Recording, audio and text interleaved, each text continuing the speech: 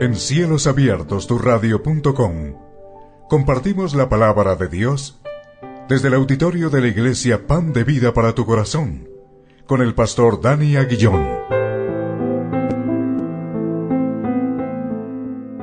Porque la palabra de Dios es viva y eficaz, y más cortante que toda espada de dos filos, y penetra hasta partir el alma y el espíritu, las coyunturas y los tuétanos, y discierne los pensamientos y las intenciones del corazón.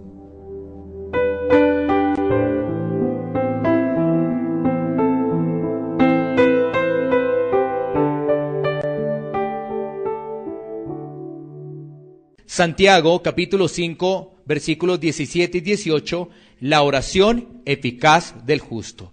Dice así la palabra de Dios. Elías era hombre sujeto a pasiones semejantes a las nuestras. Lloró fervientemente para que no lloviese, y no llovió sobre la tierra por 3 años y 6 meses. Y otra vez oró, y el cielo dio lluvia, y la tierra produjo su fruto. Bueno, muy bien. Este pasaje continúa hablando de la oración. Recordemos desde hace algunos domingos estamos abordando el capítulo 5, ¿no? El último capítulo allí de la epístola de Santiago. Y en esa última parte nos está hablando de la oración. Veíamos anteriormente, si alguno está afligido, la palabra de Dios nos dice, hay que hacer oración. Afligido es estar triste, pasar por un momento de tribulación, por un momento difícil. Si estamos pasando por uno de esos momentos, ¿qué debemos hacer? La palabra nos dice, haga oración. ¿Está alguno alegre? Dice también la palabra, cante alabanza, ¿no? ¿Está alguno enfermo? Llame a los ancianos para que oren. Y también nos estaba hablando anteriormente de la oración los unos por los otros.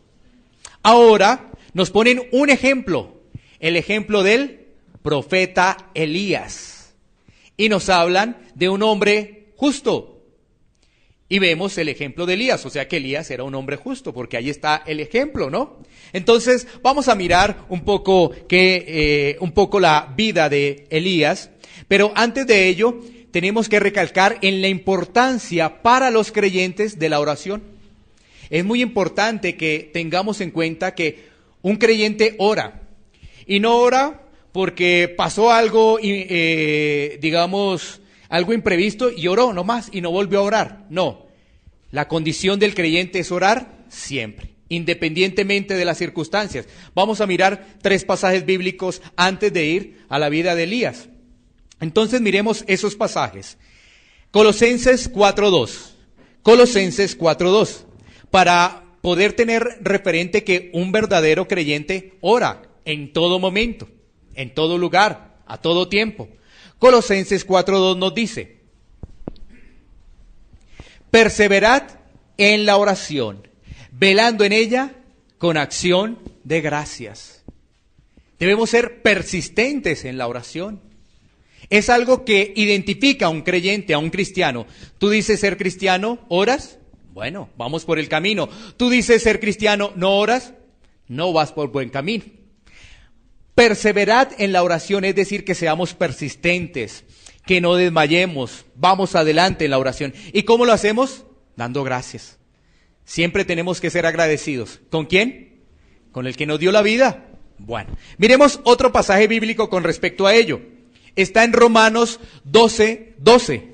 Romanos 12:12. Sigamos mirando la palabra de Dios, donde nos dice, Romanos 12:12. Gozosos en la esperanza, sufridos en la tribulación, constantes en la oración. ¿Sí ves? La oración es fundamental para el creyente, es fundamental. No es algo que podemos escoger o no escoger, no, es fundamental. Y cuando tú ves ese pasaje de Romanos 12:12, gozosos en la esperanza, ¿está alguno alegre? Cante alabanzas. Sufridos en la tribulación, ¿está alguno afligido? Haga oración. Si ves que este pasaje va muy ajustado a lo que dice Santiago que vimos hace 8 días. Vea, la palabra de Dios es una unidad. No podemos sacar los versículos fuera de contexto. Porque ahí viene el problema. Ese es un problema bastante delicado. Cuando a ti te dicen, gozosos en la esperanza, ay, esto es muy parecido a lo que me dice Santiago. Si estoy alegre, canto alabanzas. Me dice ahí, sufridos en la tribulación. Ah, de verdad que Santiago me dice que si estoy pasando por un momento difícil, haga oración. Mira, constantes en la oración. Tengamos presente ello. Y miremos otro pasaje. Primera Tesalonicenses 5:17. Primera Tesalonicenses 5:17, es muy cortico. Dice, orad sin cesar. Orad sin cesar. ¿Qué quiere decir ello? ¿Oramos en la mañana? Sí. ¿Oramos en la tarde? Sí. ¿Oramos en la noche? Sí. Sin cesar. ¿Cuál era el ejemplo de nuestro Señor Jesucristo? Se apartaba y muy temprano, muy de mañana, dice la Escritura, oraba. Oraba. Ese era el ejemplo de nuestro Señor Jesucristo. Así que tengámoslo presente. Con base en ello, vamos a desarrollar, ahora sí, un poco, o vamos a conocer un poco más de la vida de Elías. Ahora, el pasaje de Santiago nos está hablando de el justo. Y antes de ir a hablar de Elías, miremos quién es un justo. Un justo es una persona que busca de Dios. Es una persona que vive piadosamente. Es una persona que ora en sus diferentes estados de ánimo. Es una persona con fe. Es una persona que trata su pecado. En resumidas cuentas, es una persona que ha nacido de nuevo. Quiero repetirte esto porque es muy interesante que lo podamos atesorar en nuestro corazón. Un justo es una persona que busca de Dios. Es una persona que vive piadosamente. Es una persona que ora en sus diferentes estados de ánimo. Porque ya nos dimos cuenta que un cristiano llega a la aflicción, llega a la tribulación y se siente triste. Pero entonces, ¿qué hace? Ora. Puede estar contento, pero también ora. Puede haber llegado la enfermedad, pero también ora. Sigue orando, ¿sí ves? Por eso nos dice, orad sin cesar. En cualquier estado de ánimo que se encuentre el creyente, está orando. Pero también es una persona de fe. Es una persona que trata su pecado. Es una persona que trata su pecado. O sea que es una persona que está luchando en alguna circunstancia y pone eso en manos de Dios. Y es una persona que reconoce su falta, le pide perdón a Dios. ¿Sí? Eso hace esa persona. Entonces, en resumidas cuentas, como decía anteriormente, es una persona nacida de nuevo. Bueno, ahora sí vayamos a la vida de Elías, que es lo que nos dice el pasaje. Vámonos a ir a algunos versículos bíblicos de Primera de Reyes. Vamos a ir a Primera de Reyes, capítulo 17, versículo 1 al 7. Vámonos a ir entonces a Primera de Reyes. Vamos a ir rápidamente a la palabra de Dios y ahí vamos a encontrar a un profeta.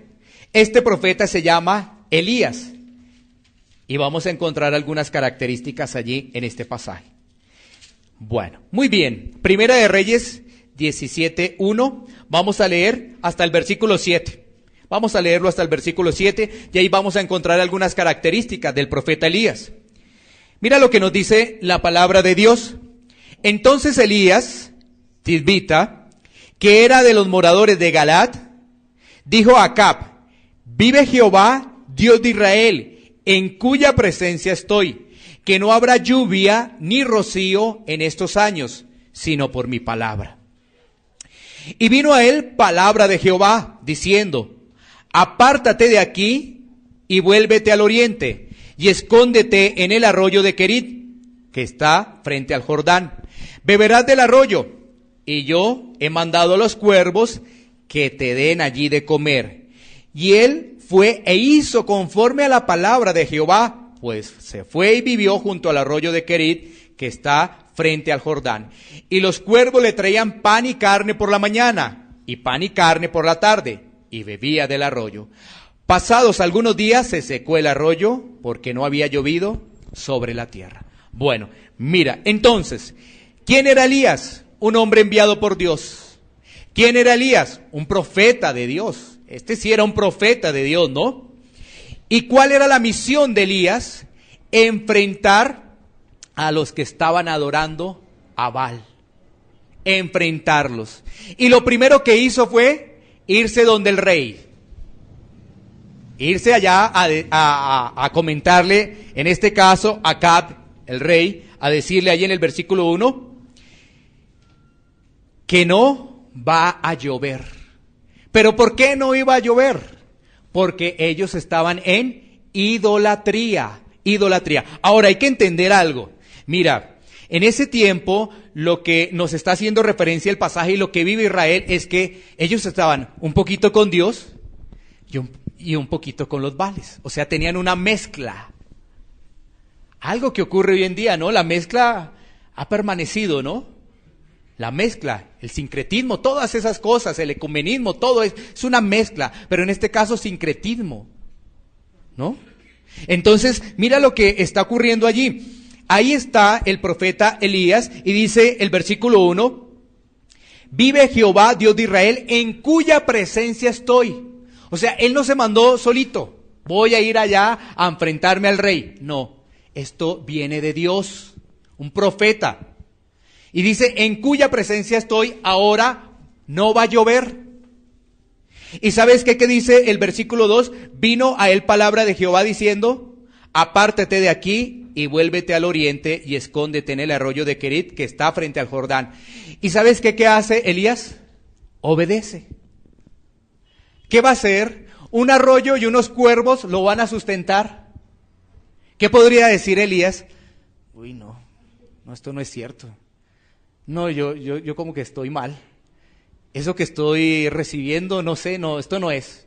Yo más bien me devuelvo. No, ¿sabes qué? Obediencia. ¿Sabes qué? Un hombre de fe. Así que en esos versículos, ¿qué podemos ver? Una persona de obediencia y un hombre de fe. Una persona de obediencia, porque no se puso a razonar, ¿no? Y ahora, ¿unos cuervos me van a alimentar? ¿Me van a alimentar unos cuervos? No, pero eso fue lo que dijo el Señor. ¿Y él qué hace? Obedece. Si ves, nosotros a veces nos gusta reflexionar mucho, ¿no? Y cuando reflexionamos, nos desviamos de la palabra de Dios. Reflexionemos, pero en la palabra es diferente, ¿no? Porque no se trata de que tú tengas una fe ciega, que a veces como que nos han enseñado, una fe ciega. Lo tiene que creer y lo tiene que creer, no. ¿Ahora qué? Reflexionemos más bien en la palabra. Es que la reflexión que tenemos cuando es con base ¿a qué? Cuando es con base a nuestros propios pensamientos, esa tiene una falla. Sí, a esa tiene una falla. Pero podemos reflexionar es en la palabra de Dios, en las promesas. ¿Sabes qué podría tener presente Elías? Promesas de Dios. Dios es Dios y Dios me sustentará, si sea con los cuervos, con el arroyo, con lo que sea, pero Dios me va a sustentar.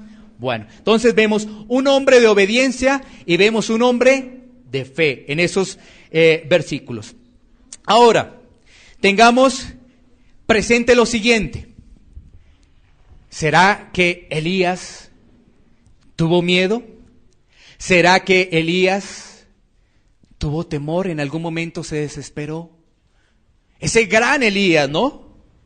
¿Será que tuvo eso? Vamos a mirar algunos pasajes para poder entender si es que Elías era un superhombre. ¿O quién era Elías? Aquí lo vemos obedeciendo, aquí lo vemos con firmeza, pero vamos a mirar un poco más de Elías.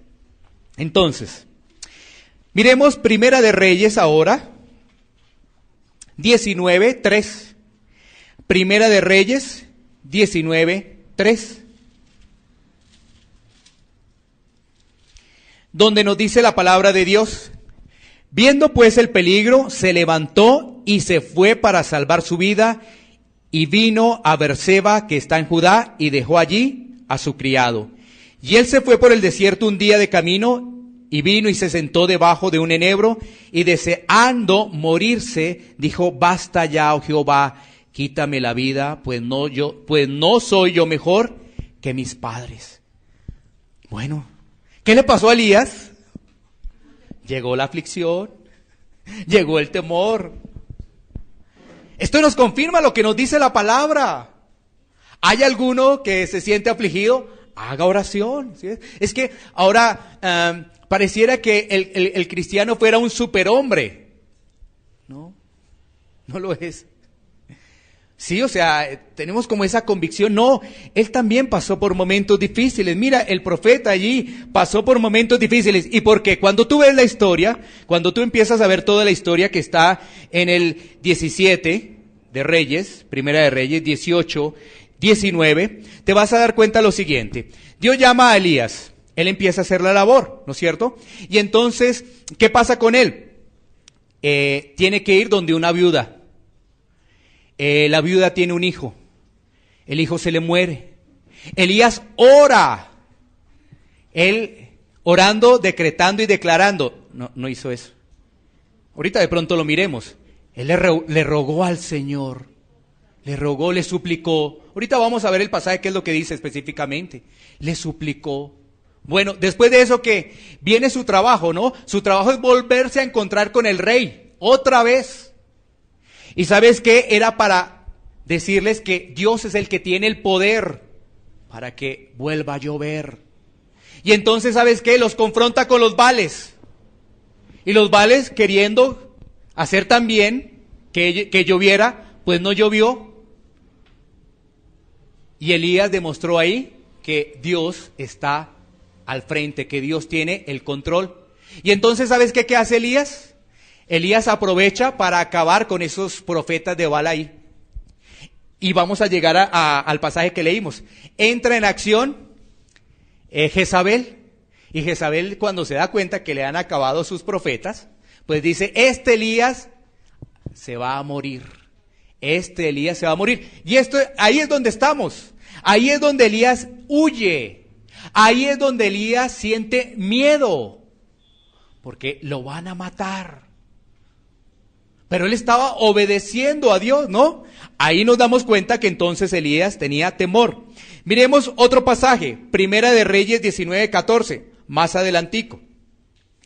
Y dice lo siguiente, Primera de Reyes 19:14. Él respondió, he sentido un vivo celo por Jehová, Dios de los ejércitos, porque los hijos de Israel han dejado tu pacto, han derribado tus altares y han matado a espada a tus profetas. Y solo yo he quedado y me buscan para quitarme la vida. Bueno, ahí también quedó un poco débil su fe, ¿no? También un poco débil su fe. Mira, tenlo presente. Lo que nos dice la palabra de Dios, ¿no? Él pensaba que era el único. O sea que ya no había nada más que hacer él. Pero no, Dios tenía un plan. Dios tenía algo especial, ¿no? Tremendo, tremendo como son las cosas de Dios, ¿no? Tengámoslo presente. Uno cree a veces que ya no hay nada que hacer, que ya el matrimonio se destruyó, no hay nada que hacer. Uno cree que la situación con el familiar, con el vecino, con el amigo, esos conflictos, esas riñas, todas esas cosas, no hay nada que hacer. Pero si no le dejamos eso en manos de Dios. ¿Sí? O sea, él en esos momentos estaba perdiendo su fe porque él dice, no, si yo soy el único que quedo, ¿ahora qué vamos a hacer? ¿Sí? No, hay que poner todo en manos de Dios. Dios se va a encargar, Dios se encarga de nuestras aflicciones. El Señor se encarga de ello. Así que nos damos cuenta que Elías entonces tuvo miedo, tuvo temor y le faltó fe en esos momentos de depresión, ¿no es cierto? Y entonces vamos a entender lo que nos dice Santiago, ¿no? Volviendo a nuestro pasaje original, porque vamos a desarrollar 5 características de esa oración eficaz. Pero apenas estamos en la introducción hablando de Elías. Mira que el versículo 17 de nuestro pasaje central, del capítulo 5 de Santiago 5:17 nos dice, Elías era hombre sujeto a pasiones semejantes a las nuestras. ¿Sí te das cuenta? Ahora entendemos que Elías era una persona de carne y hueso. Eso lo entendemos porque Santiago nos está haciendo referencia de eso. ¿Tenía fe? Sí, pero en un momento se debilitó. Era un hombre obediente, sí, pero en algún momento quería esconderse, inclusive de Dios, a ver, ¿dónde me escondo de todos? ¿Sí? ¿Sí ves? Eso era Elías. Ahora, entendamos que la siguiente parte del versículo 17 dice, lloró fervientemente para que no lloviese, y no llovió sobre la tierra por 3 años y 6 meses. Bastante tiempo duró esa sequía, ¿no?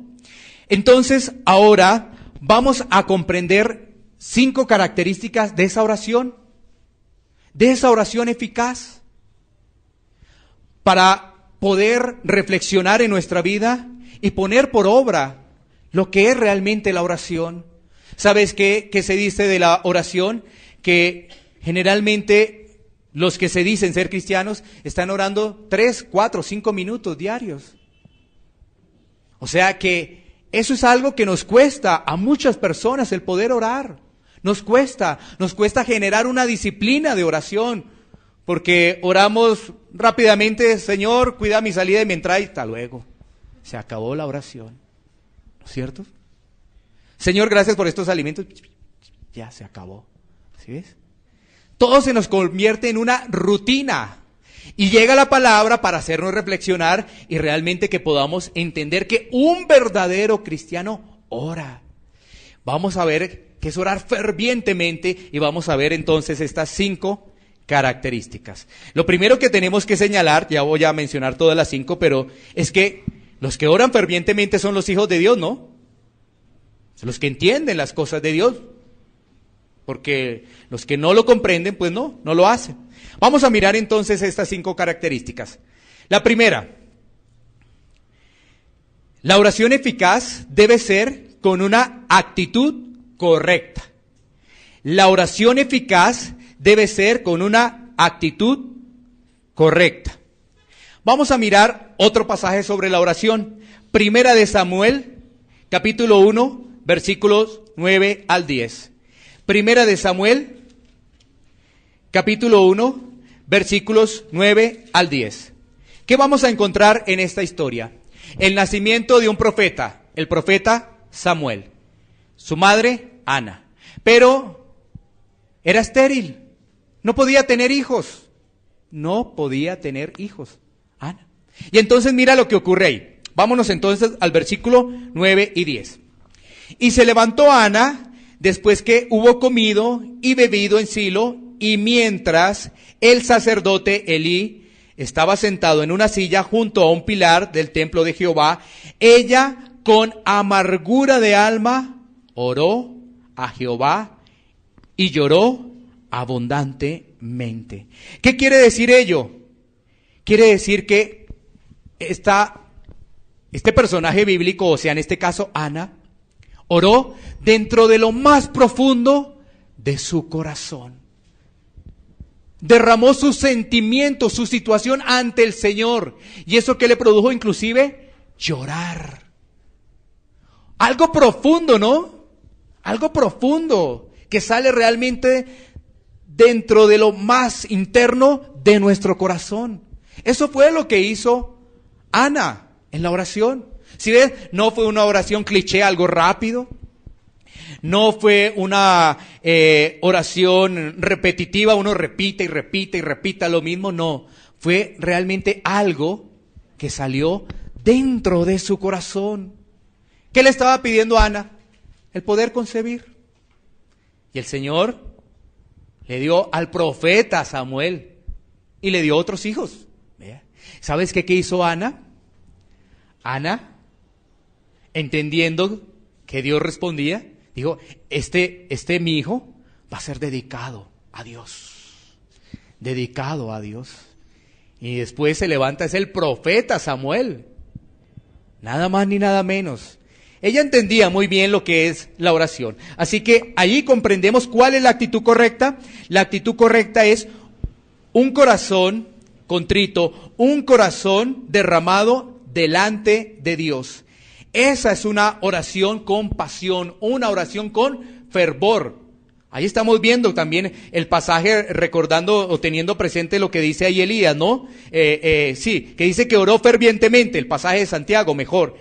Fervientemente, es decir, con esa pasión de lo más profundo de nuestro corazón. Esa es la actitud correcta. Vamos con el segundo. El segundo tiene que ver con una oración con fe, ¿no? Como nos lo dice Santiago 1:6.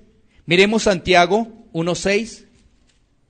Santiago 1:6 nos dice: pero pida con fe, no dudando nada, porque el que duda es semejante a la onda del mar, que es arrastrada por el viento y echada de una parte a otra. Mirad, cuando oremos, debemos tener presente que Dios tiene el control, de que para Dios no hay nada imposible, para Él no hay nada imposible. Dios tiene el control, no nosotros. Dios tiene el control. Por eso, mira que dentro de nuestro lenguaje, no sé quiénes oran así, pero cuando tú ves estos pasajes que estamos desarrollando, y vamos a mirar algunos más, te vas a dar cuenta que las oraciones son ruego, súplica, pedir, acción de gracias. Tú no estás viendo ahí que yo declaro, yo decreto tal cosa, tal otra. No, tú no estás viendo eso en la Biblia. ¿De dónde salió eso? De una mente corrompida. Sí, no aparece en la Biblia, ni en otras traducciones, como para decir, no, es que el problema es de la Reina Valera. No aparece.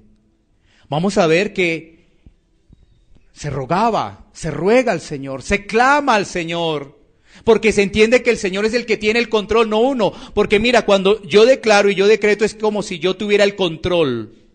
Yo soy el que mando. Yo declaro y yo decreto, yo mando. No, el que manda es Dios, porque Él es soberano. Ese es un atributo de Dios, Él es soberano. Eso es el Señor. Entonces, podemos entender que tenemos que pedir ¿qué? Con fe, no dudando. Ahora, recuerda que nuestras oraciones tienen que pedirse también con una motivación correcta. Ya lo vamos a mirar más adelante. Entonces, cuando estamos pidiendo con fe, viene el tercer punto, que es pedir con humildad. Sí, porque nos podemos crecer, ¿no? Decretamos, declaramos, entonces nos crecemos. No, nada de eso. Por eso yo te digo que sea la palabra de Dios hablándote, que sean los versículos bíblicos que vamos a seguir mirando para que tú te des cuenta si decretaron, declararon tal cosa.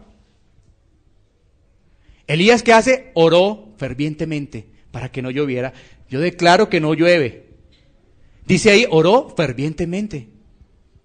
¿Sí ves los cambios? Bueno, entonces, debemos orar con humildad. Miremos dos pasajes bíblicos.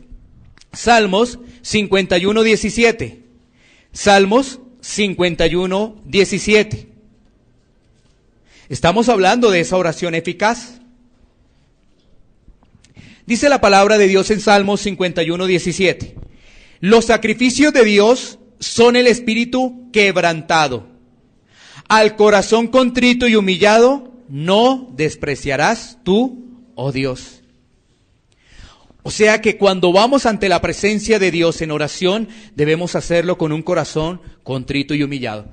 Él conoce todo de nosotros, todo. No le podemos ocultar absolutamente nada. Imagínate, le estamos pidiendo algo y en el cual no hemos ni siquiera pedido perdón. Le estamos pidiendo algo exclusivamente para nuestros deleites, para nuestros beneficios y no pensamos en los demás. ¿Ves? Entonces, esa oración no la escucha el Señor, pero cuando tenemos un corazón contrito, un corazón humilde, el Señor tiene sus oídos atentos para el clamor del justo, para el clamor de los hijos de Dios. Miremos otro pasaje, Proverbios 29:23. Proverbios 29:23. Donde la palabra de Dios nos dice: la soberbia del hombre le abate, pero al humilde de espíritu sustenta la honra. Ahora, ¿tú creerías que hay soberbia cuando algunas personas lamentablemente utilizan estas palabras? Yo decreto, yo declaro. Muy posiblemente sí.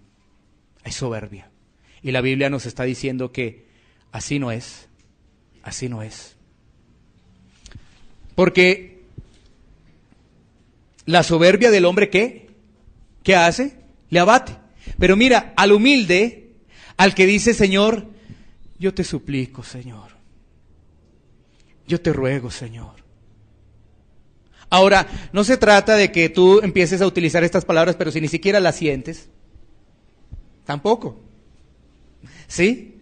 Porque si ni siquiera sentimos decir eso, y lo estamos diciendo porque nos apareció en la Biblia o porque lo dijo el pastor, no, tampoco es así. Tiene que salir dentro de lo más profundo esas palabras. Bueno, muy bien, entonces ya llevamos 3, ¿no? Lo primero es actitud correcta, lo segundo es fe, lo tercero es humildad, lo cuarto es que nuestra oración sea basada en la palabra de Dios. Nuestra oración sea basada en la palabra de Dios. ¿Por qué? No sé si tú te has hecho la pregunta, ¿por qué Elías oró para que no lloviera? Bueno, dijimos en el contexto que era para que los que estaban adorando a Baal se dieran cuenta que estaban llenos de idolatría y que miraran al único Dios santo y verdadero, ¿no? Pero ¿sabes qué? Esto que oró Elías está en la palabra de Dios. O sea, él oró conforme a la palabra de Dios, lo que dice la palabra de Dios. Miremos ello. Levítico 26, 3, 4. Levítico 26, 3, 4. ¿Está ahí la respuesta en la palabra de Dios? Mira lo que nos dice la palabra de Dios allí, en Levítico 26, 3, 4.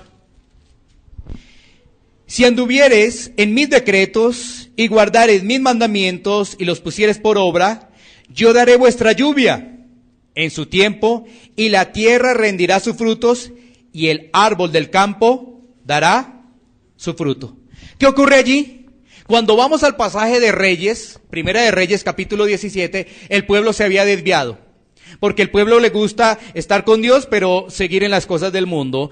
Estar con Dios, pero entonces tener otros dioses. Así pasa. Y entonces, ¿sabes qué?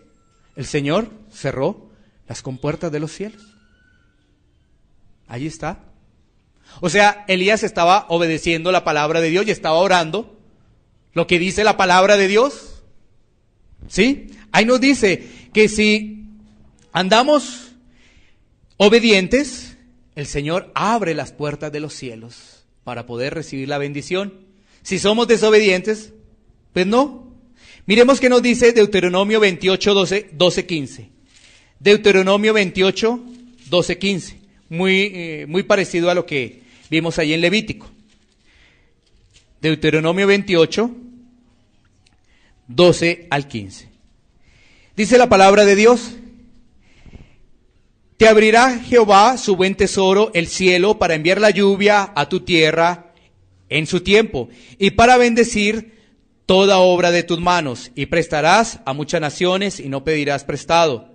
Te pondrá Jehová por cabeza y no por cola, y estarás encima solamente y no estarás debajo, si obedecieres los mandamientos de Jehová tu Dios, que yo te ordeno hoy, para que los guardes y cumplas. Y si no te apartares de todas las palabras que yo te mando hoy, ni a diestra ni a siniestra, para ir tras dioses ajenos y servirles. Pero acontecerá, si no oyeres la voz de Jehová tu Dios, para procurar cumplir todos sus mandamientos y sus estatutos que yo te intimo hoy, que vendrán sobre ti todas estas maldiciones y te alcanzarán. ¿Sí ves? Mira, el pueblo desobedeció, el pueblo se fue en pos de Baal. ¿Y entonces qué vino? Vino las consecuencias.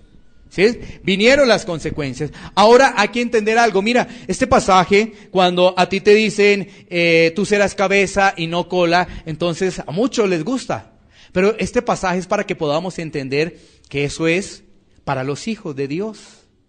Tenemos que ser hijos de Dios para poder recibir la bendición. Y además también tenemos que comprender que a los hijos, nosotros como hijos de Dios, vamos a ser disciplinados por Dios también.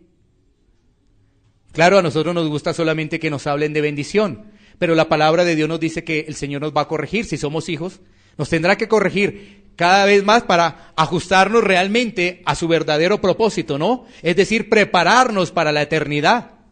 Nos está preparando para la eternidad. Entonces nos está disciplinando, nos está corrigiendo.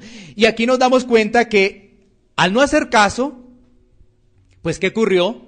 ¿Qué ocurrió para los hijos, en este caso hijos de Israel? Pues vinieron las consecuencias. En este caso, se cerraron los cielos. Se cerraron las compuertas de los cielos para que no lloviera. Bueno, así que démonos cuenta que es muy importante que nosotros empecemos a orar con base a la palabra de Dios. Oramos la palabra de Dios. Tenemos que hacer ello. ¿Y cómo lo hacemos?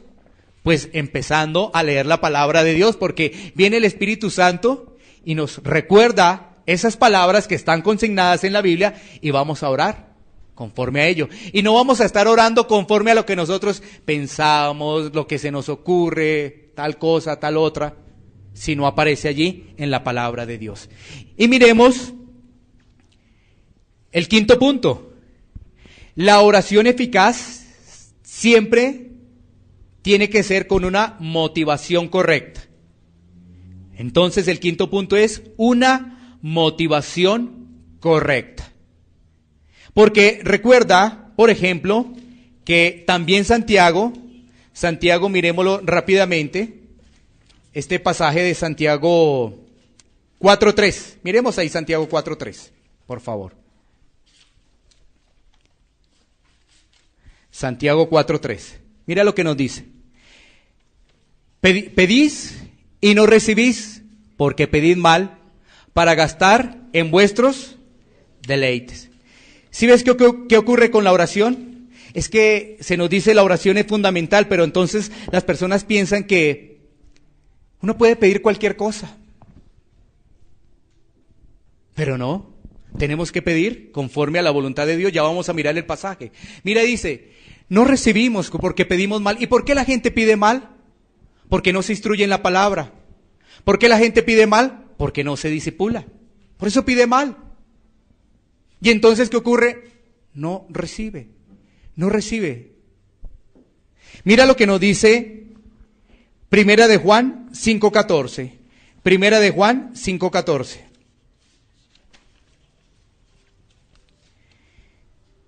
Primera de Juan 5:14. Y esta es la confianza que tenemos en Él, que si pedimos alguna cosa conforme a su voluntad, Él nos oye. Él nos oye. Tremendo ese pasaje. Él nos oye. ¿Qué quiere decir? ¿Que lo hizo o no lo hizo? ¿Sí o no? Lo que pedimos conforme a su voluntad. ¿Qué nos dice el pasaje? ¿Lo hizo o no lo hizo? ¿Están seguros? ¿Qué dice allí? Y esta es la confianza que tenemos en Él, que si pedimos alguna cosa conforme a su voluntad, Él nos oye. Es diferente. ¿Sí ves? A veces nos enseñan mal. Pero Él nos está oyendo. Eso sí lo está oyendo Dios. Y Él sabe lo que es bueno para nosotros. Y Él dice, lo contestamos. Esto está conforme a la voluntad, pero hay que esperar. Hay que esperar en Él porque Él tiene que ser procesado. Él tiene que ser trabajado más. ¿Sí ves la diferencia? Él nos oye, por supuesto, porque somos sus hijos. Nos oye. Pero vuelvo y reitero, pongamos un ejemplo frente a esta situación. Alguien está pidiendo por la restauración de su hogar. Y le pide al Señor y dice, bueno, debe ser que el Señor no me oye. Ya dejó eso así. Pero esa persona primero tiene que ver, uno, ¿realmente está pidiendo conforme a la voluntad de Dios? ¿Realmente es una hija o un hijo de Dios, dependiendo si es una dama o un caballero? ¿Sí ves? Tiene que mirar todo eso. Porque nosotros, ¿qué queremos como seres humanos? Que pidamos inmediatamente y que ya nos llegue la solución. ¿Y sabes qué? La Biblia nos habla de algo muy importante, la paciencia, de algo muy importante, de esperar en Dios. Mira, ¿por qué nosotros esperamos en Dios? Porque a través de esperar en Dios, empezamos a tener confianza en Dios, porque Él es el que nos va a responder, no nosotros. Porque podemos descansar en las promesas de Dios, ¿no es cierto? Porque la Biblia tiene promesas para los hijos de Dios. ¿Por qué más? Porque desarrollamos la paciencia. Es que un cristiano que no tiene paciencia, pues no es cristiano. Así es. ¿Y por qué más? Porque Dios nos está preparando para la eternidad. Por eso esperamos en Dios. Por eso necesitamos desarrollar la paciencia. Nosotros en la oración, por eso se nos dice perseverad en la oración. Debemos perseverar en la oración.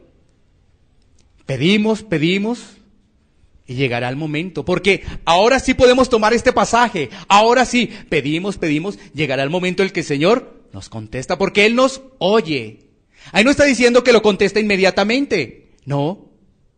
Ahí nos está diciendo es que sí oye. Si pedimos conforme a la voluntad, sí nos está oyendo. Y para eso para nosotros ya es algo muy grande. Pero ¿sabes qué quisiéramos escuchar? Si pedimos conforme a la voluntad, ya nos respondió, ya nos dijo que sí. Eso es lo que quisiéramos escuchar. Pero tenemos que desarrollar entonces, ¿qué? La paciencia. Y mira que son muy fáciles de tergiversar los versículos bíblicos, ¿no? Es muy fácil tergiversar. Es realmente muy fácil porque la gente se confunde. Pero allí hay algo muy grande, ¿no? O sea, hay que tomarlo así. Él nos oye. Y eso es muy grande. Eso es muy grande. ¿Sí? Que tu rostro vuelva a cambiar y haya un sentimiento de alegría. Porque de pronto quedaron así, ay, nos oye apenas. No, pero esto es algo muy grande. Que Él nos oiga es algo muy grande para nosotros.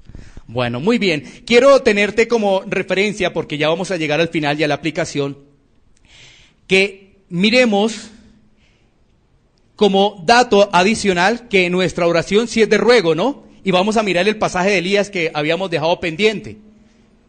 Miremos Primera de Reyes 17, 20, 22, para que nos demos cuenta que las oraciones son con ruego, con súplica.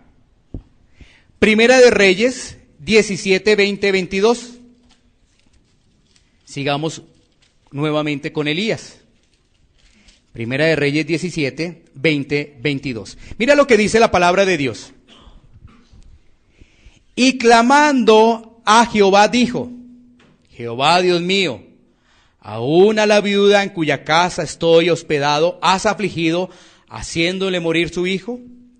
Y se tendió sobre el niño 3 veces y clamó a Jehová y dijo, Jehová Dios mío, te ruego que hagas volver el alma de este niño. Y Jehová oyó la voz de Elías y el alma del niño volvió a él y revivió. ¿Lo oyó? Ahí ocurrió la acción, ocurrió el milagro. Pero mira, a ver, no sé si tú lees igual que yo estoy viendo aquí la Biblia, no dice, y decretó para que el niño se levantara, y ordenó para que el niño se levantara. Aquí dice, clamó y rogó. Desde el versículo 20 dice, clamando a Jehová. Y después el versículo 21 dice, clamó a Jehová y dijo, Jehová Dios mío, te ruego que hagas volver. ¿Quién tiene el control ahí? ¿Elías? Dios es el que tiene el control. Dios es el que tiene el control. Él está pidiendo a Dios y le está diciendo, Señor, yo te clamo, yo te ruego para que obres en la vida de este niño que ha muerto. ¿Y qué pasó? El Señor oyó. Porque, ¿sabes qué? Ahí sí podemos tomar el pasaje, el último pasaje que vimos, el de Primera de Juan 5:14. ¿Qué hizo Elías? Pedir conforme a la voluntad de Dios. Y el Señor oyó y el niño se levantó. Bueno, muy bien. Entonces, miremos lo siguiente a manera de aplicación. 1, Santiago nos anima a orar, recordándonos lo fundamental que es la oración. Santiago nos anima a orar, recordándonos lo fundamental que es la oración. Pero para poder tener una oración con fervor, se debe hacer lo siguiente. La persona correcta, que es un hijo de Dios. La actitud correcta, que es con fervor, con fe y humildad. El contenido correcto, que es con la palabra de Dios. Y la motivación correcta, que es darle la gloria a Dios. Mira, tenemos entonces esa oración bajo estas características, ¿no? La actitud correcta, ¿cuál es la actitud correcta para poder orar? Con fe, con fervor, con humildad. Esa es la actitud correcta para poder orar. Pero también, ¿cuál es el contenido correcto? ¿Lo que se me ocurra? No. Con la palabra de Dios. Muy bien. Y la motivación correcta es darle la gloria a Dios. Así nos recibamos, démosle la gloria a Dios. Ahí vamos con la motivación correcta y el Señor va a responder, responderá. Iglesia Pan de Vida para tu Corazón, Barrio Castilla en Bogotá, Colombia. Calle Octava bis A, número 7735, segundo piso. Sitio web www.pandevidaparatucorazon.com. Porque la palabra de Dios es viva y eficaz, y más cortante que toda espada de dos filos, y penetra hasta partir el alma y el espíritu, las coyunturas y los tuétanos, y discierne los pensamientos y las intenciones del corazón.